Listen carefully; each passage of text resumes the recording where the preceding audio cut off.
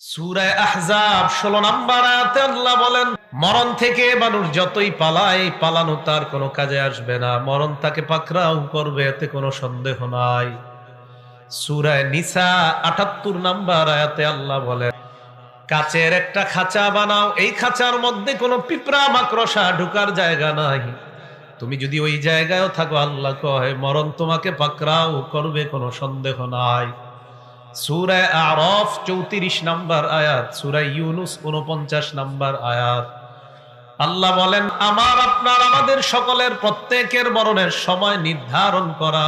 মরণ যখন আসবে, 1 মিনিট আগেও না পরেও না, ওই সময় মরণ হবে, এতে কোনো সন্দেহ নাই। সূরা মুনাফিকুন 11 নম্বর আয়াতে আল্লাহ বলেন, মরণ আসলে আল্লাহ কাউকে আর 1 সেকেন্ড, একটা মুহূর্ত সময় দিবে না। প্রত্যেকটা আয়াত বলছে মরণ আসবে, শেষ। মরার পর আমার আপনার নাম হয় লাশ।